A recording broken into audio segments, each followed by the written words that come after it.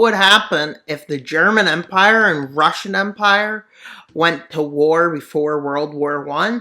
Well, now's your chance to see. So stay tuned for today's video. Hi guys, welcome to today's video. In today's video, we'll be looking at a scenario in which the Russian Empire and German Empire go to war. And well, the Russian Empire attacks first. As we can tell, the German Empire probably has a few advantages. More modernized at this point. It lacks, I think, population, I believe. I forgot to look at that. But it has the industry and more modernized. As the Russian Empire quickly moves to cut off this area of Prussia, and they move in from the north to take Memel over.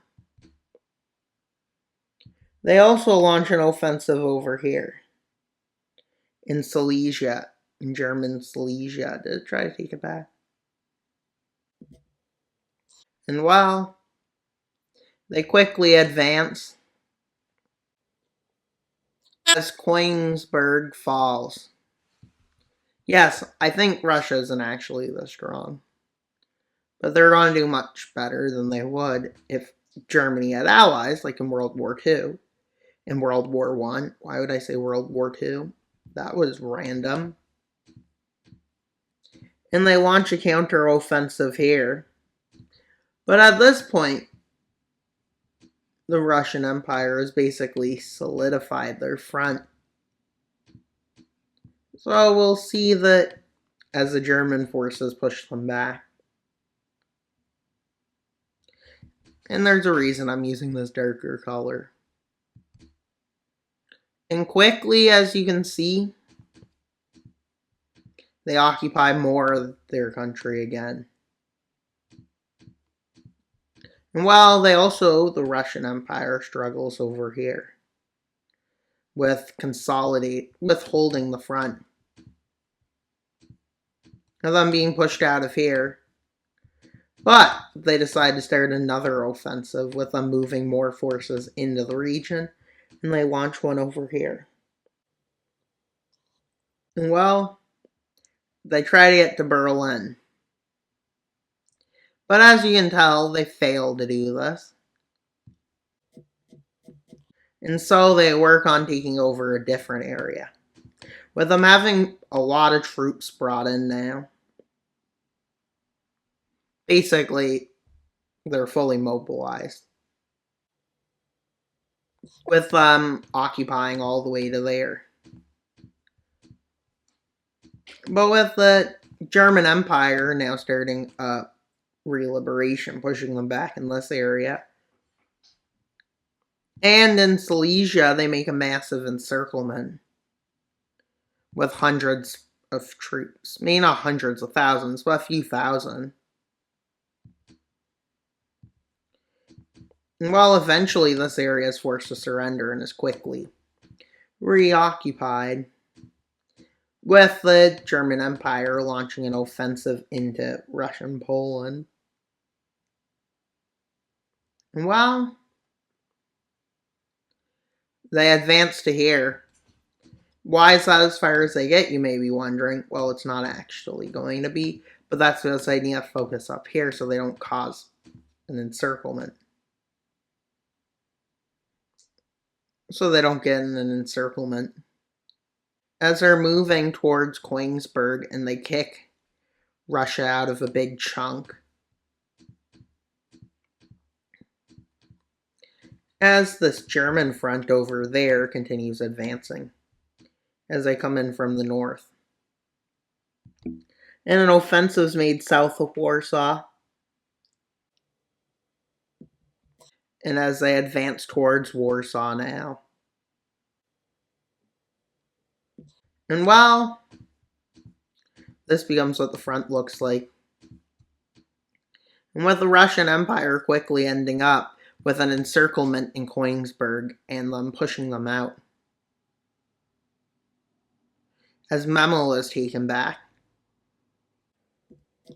And well, to try to hold this front together, they launch an offensive. which manages to create the front to be solidified like this. And they manage to solidify the front like this. But they also push the spearhead towards Warsaw back, and the southern one. As Russia starts having problems, logistical probably, because they're so unmodernized, with them entering Königsberg, they fully withdraw from Prussia. And you may be wondering, what now? Well, Germany already has the upper hand. And well, this is the new front into Poland. In other areas, with them cutting off a big encirclement, with them finally encircling Warsaw as they push back. This is what the front now looks like.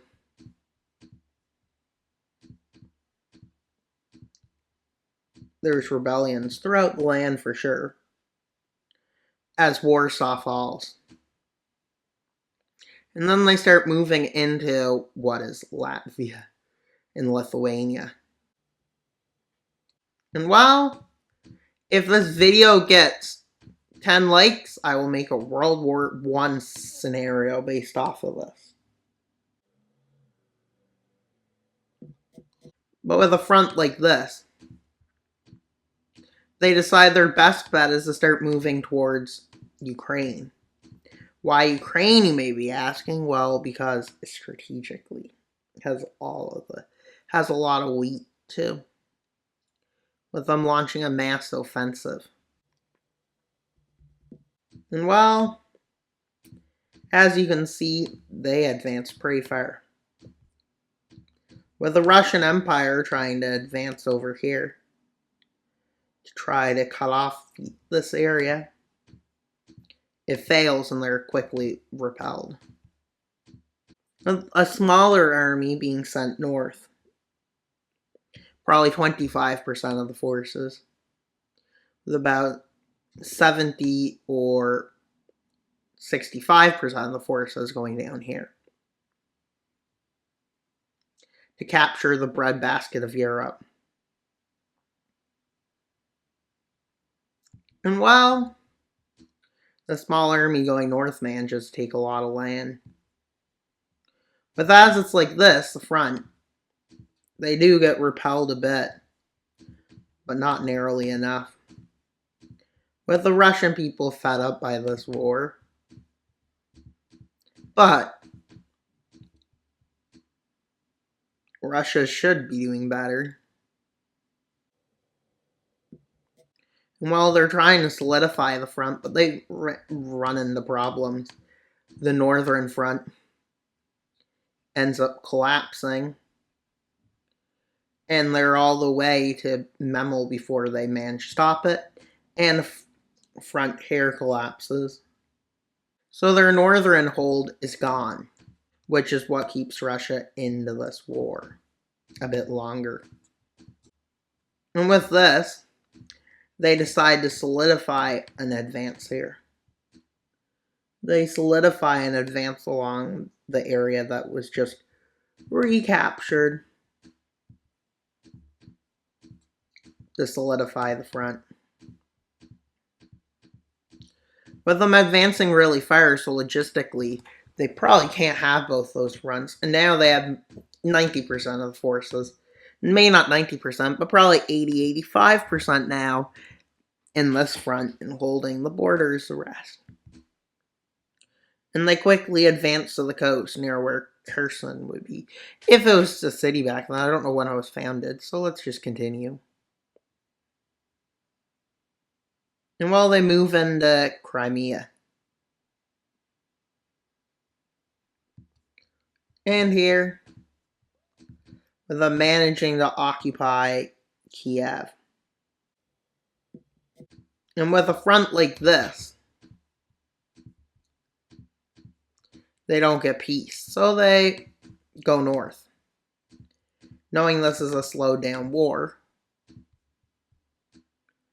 they go north, as they are able to do this, as they've have solidified the rest of the front. With their advances speeding up a lot, as they manage to get to here, with Estonia falling.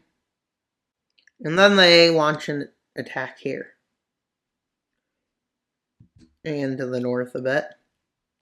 And then they solidify this, and well, they go to the peace negotiations. So let's see the peace treaty. Poland, Lithuania, Baltica, and yeah, Moldova ends up, but they withdraw from all of this land. Now, if this video does get enough views, there will be a part 2. Little puppets. But this puppet, or Bessarabia, whatever they would call it, they give to Romania. Yes, they give it to Romania as a gift to try to get good relations. And well, that's all for today's video. Please like and subscribe. Why should you subscribe? So you can get more subscriptions to my channel. And also, please share this video so we can get more views. And if you have nothing to say, just give a thumbs up or thumbs down in the comments section. And like the video. And that's all for today's video. Please like, subscribe, and comment. Wild Mapper out. Bye.